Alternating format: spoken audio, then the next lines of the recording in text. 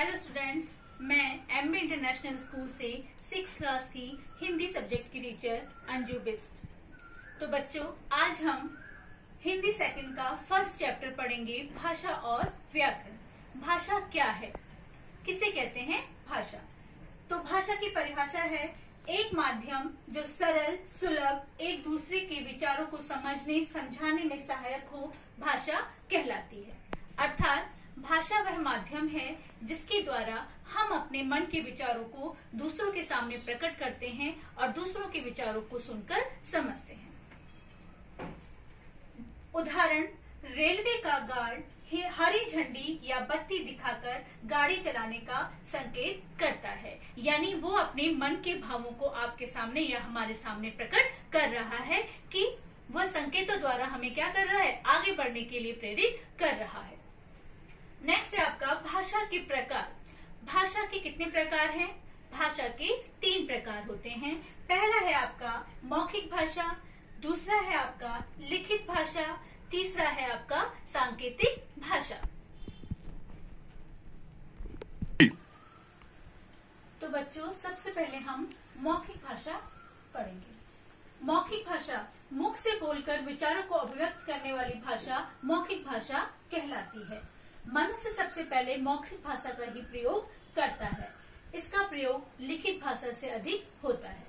जब हम क्या है, बचपन में जब हम छोटे होते हैं तो हम अपने परिवार में सबसे पहले क्या करते हैं, अपने परिवार के बीच में रहकर ही हम क्या करते हैं, बोलना सीखते हैं। तो हम वहाँ पर क्या कर रहे हैं, मौखिक भाषा का प्रयोग कर रहे हैं। हम अपने आम जनजीवन में लोगों से आपस में बात करते हैं तो हम क्या कर रहे हैं, मौखिक भाषा का प्रयोग कर रहे हैं। जैसे इस समय मैं आपको समझा रही हूँ तो मैं क्या कर रही हूँ, मौखिक भाषा का प्रयोग कर रही हूँ, यानी बोलकर आपको समझा रही हूँ और आप क्या कर रहे हो, मेरी बात को सुनकर समझ रहे हो। दूसरा है आपका लिखित भाषा।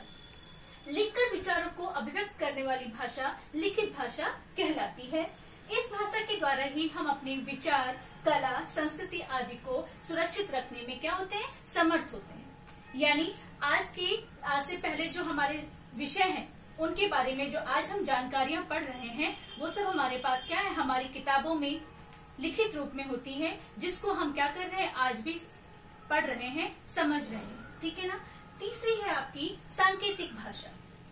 जब हम अपने मन के भाव या विचारों को संकेतों के द्वारा प्रकट करते हैं तो संकेतों की उस भाषा को हम क्या कहते हैं, सांकेतिक भाषा कहते हैं। यहाँ पर भी बच्चा जब छोटा होता है, उसे बोलना नहीं आता है तो वो क्या करता है, इशारों के द्वारा, संकेतों के द्वारा अपनी बात को समझाने का प्रयास करता है। ठीक है ना। तो यहाँ पर संकेतों की भाषा मूक बधिर व्यक्ति इनका प्रयोग करते हैं। यस। तो बच्चों, हमारी राष्ट्रभाषा क्या है, हिंदी।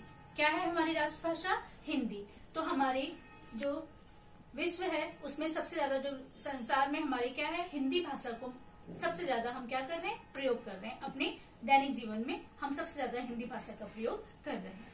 उसके बाद है आपकी लिपि। लिखने की विधि या ढंग को हम क्या कहते हैं, लिपि कहते हैं। हिंदी, संस्कृत, नेपाली, मराठी भाषाएं देवनागरी लिपि में लिखी जाती है। उसी प्रकार अंग्रेजी रोमन में, उर्दू फारसी में और पंजाबी गुरुमुखी लिपि में लिखी जाती है। नेक्स्ट है आपका व्याकरण। व्याकरण वह विधा है, विधा यानी शास्त्र। व्याकरण वह शास्त्र है जिसके माध्यम से हम किसी भी भाषा को विशुद्ध तथा सुव्यवस्थित रूप से लिखना व बोलना सीखते हैं। विशुद्ध का मतलब है शुद्ध रूप से। ठीक है ना। व्याकरण वह शास्त्र है जिसके माध्यम से हम क्या कर रहे हैं, किसी भी भाषा को शुद्ध और व्यवस्थित रूप से लिखना सीखते हैं। व्याकरण के अंग। व्याकरण के निम्नलिखित 4 अंग होते हैं। पहला है आपका वर्ण विचार, दूसरा है आपका शब्द विचार, तीसरा है आपका वाक्य विचार और चौथा है आपका रूप विचार। तो बच्चों, व्याकरण का पहला अंग है आपका वर्ण विचार। वर्ण विचार के अंतर्गत वर्णों के आकार, उच्चारण और उनके मेल से शब्द निर्माण का अध्ययन किया जाता है। ठीक है ना। इसके बाद है आपका सेकंड है शब्द विचार।